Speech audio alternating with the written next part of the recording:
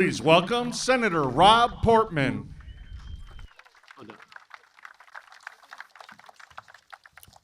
Kirsten, thank you very much, and it was great being your partner in this. I've heard you say, in fact, I've heard President Biden say that this infrastructure bill that will be signed today is going to have a positive impact on every single American. And that's true.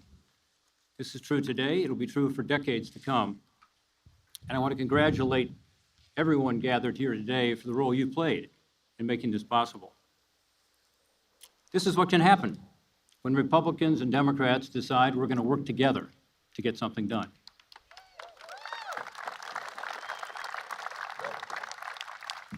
The bipartisan process that resulted in this historic investment began with a meeting about 8 months ago with my colleague, Senator Sinema, whose persistence was absolutely key to us being here today.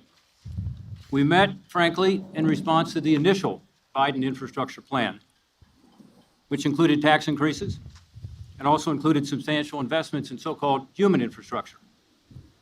By removing the tax hikes and shrinking the package to only fund core infrastructure, we saw an opportunity to find bipartisan consensus on finally fixing our nation's outdated infrastructure.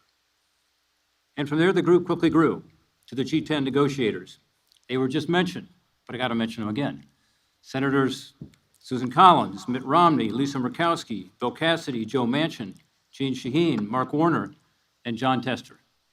5 Republicans and 5 Democrats. It ultimately grew to 22 senators, evenly divided by party, in a partnership with the House Problem Solvers Caucus, led by Brian Fitzgerald and Josh Gottheimer. Give them a round of applause.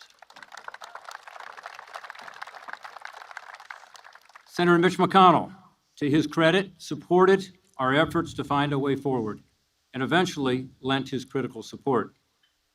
Senator Shelley Moore Capito helped lay the foundation for our success in her White House discussions and also in her committee work with Senator Tom Carper.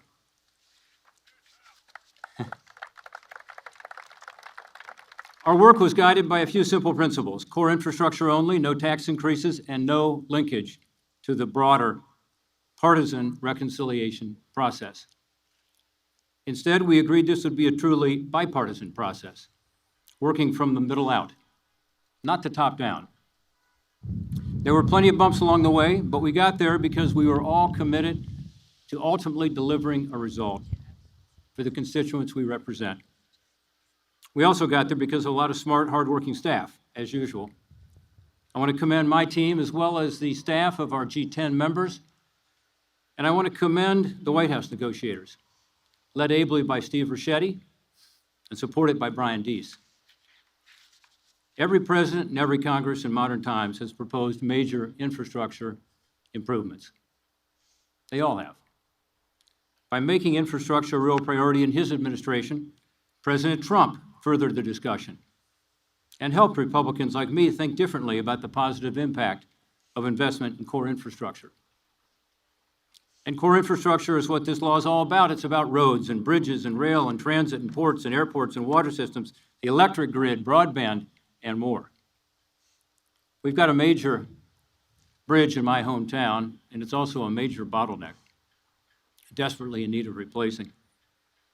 We've been trying to do it for 25 years, but we haven't been able to pull together the funding and figure out how to do it. This new law finally gives us the tools we need to fix the Brent Spence Bridge, and the same is true for major projects all around the country.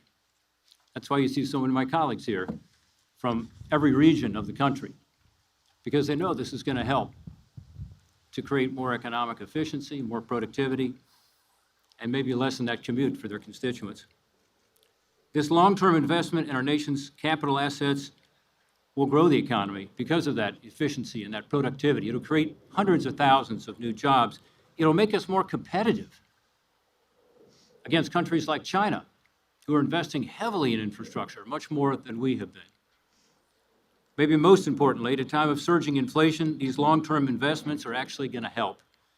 Inflation, of course, is caused when demand outstrips supply. And in this case, we're not funding stimulus spending that adds to the demand side, but ports and freight rail and roads and bridges and other assets that will help on the supply side. That's why economists say this bill is counter-inflationary, which is so important right now, as American families are facing higher prices on everything from gas to groceries. This new law also includes landmark permitting reforms to reduce timelines for infrastructure projects while maintaining environmental and safety standards. We want taxpayer-funded infrastructure projects to be done as cost-effectively as possible, right? Get them done on time and under budget. This bipartisan support for this bill comes because it makes sense for our constituents. But the approach from the center out should be the norm, not the exception.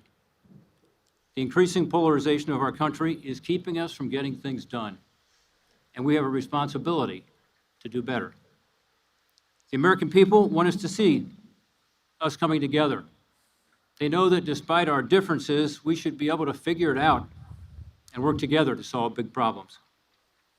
We can start by recognizing that finding common ground to advance the interests of the American people should be rewarded, not attacked.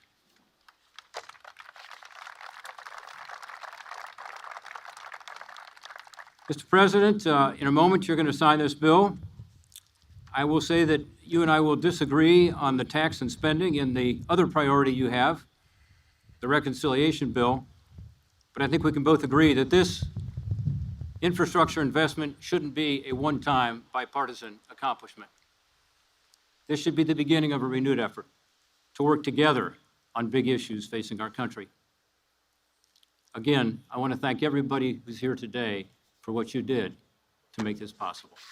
Thank you. You need no introduction.